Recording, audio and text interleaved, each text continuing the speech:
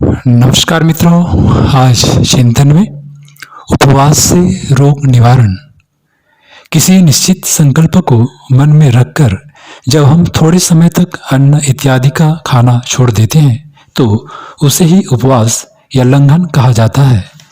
उपवास के लक्ष्य अनेक हो सकते हैं।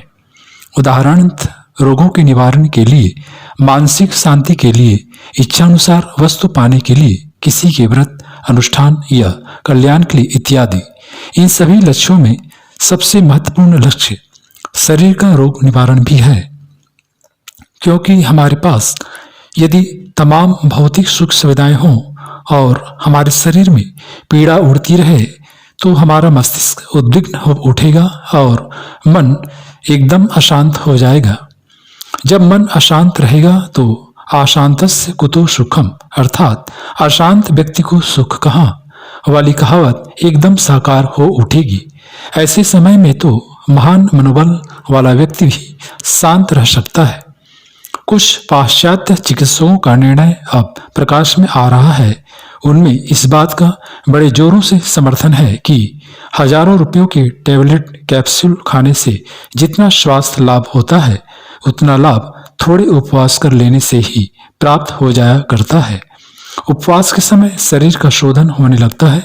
हमारे शरीर में जो विपरीत कीटाणु उत्पन्न हो जाते हैं वे कीटाणु हमारे भोजन में से ही भोजन लेना प्रारंभ कर देते हैं और उन कीटाणुओं में अधिकतर कीटाणु ऐसे होते हैं जो बिना भोजन के देर तक जीवित नहीं रह सकते।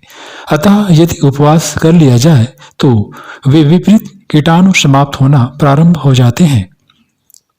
इसके अतिरिक्त हमारे आमाशय की कार्यक्षमता भी बढ़ने लगती है। इंजन लगातार काम करता रहे तो उसका कार्यक्षमता क्षीण होने लगती है। घोड़ा लगातार दौड़ता रहे, मजदूर लगातार काम करता रहे तो थोड़े ही दिनों में हम अनुभव करेंगे कि हमारा कार्य उतना ही हो पा रहा है जितने की हमको आशा थी।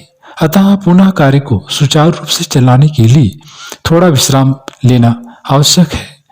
आमाशय के बारे में भी यही हालत होती है। एक दिन भी उपवास किया जाए तो उसकी कार्यक्षमता में वृद्धि हो सकती है और पेट के रोगों से अनायास ही मुक्ति पा सकते हैं। अपनी रुचि के अनुसार कभी भी उचित रूप से उपवास किया जा सकता है। उचित का अर्थ उम्र, शरीर का वजन तथा आहार को देखकर ही उपवास करना चाहिए।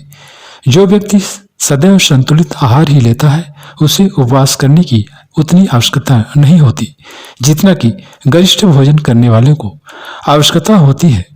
चर्बी और अधिक प्रोटीन वाले पदार्थ जैसे अंडा, मांस आदि खाने वालों के लिए तो उपवास की नितांत आवश्यकता है।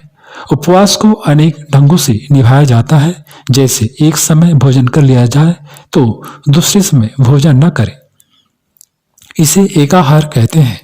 दूसरा, दोनों समय भोजन तो किया जाए परंतु भरपेट न किया जाए, आधा पेट ही भोजन करें।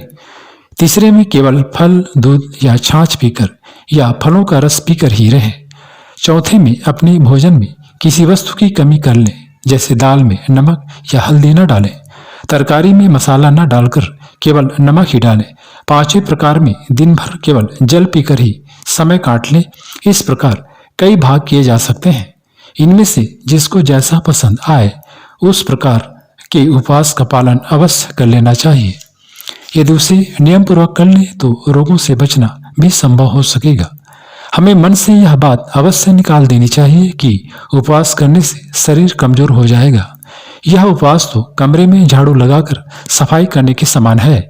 इस प्रकार उपवास से पेट की सफाई होती है और शरीर स्वस्थ रहता है। मित्रों, आयुर्वेद के अनुसार ज्वरादौ लंघनम प्रोक्तुम, अर्थात ज्वर आदि तीव्र रोगों में लंघन अर्थात भोजन छोड़ देना चाहिए। उपवास का यही क्रम 3 दिन अपनाने से तीव्र रोगों से निवृत्ति मिलती है तथा जो जीवनी शक्ति भोजन को पचाने में नियोजित होती थी वह रोगों से लड़ने और दोषों को नष्ट करने में जुड़ जाती है।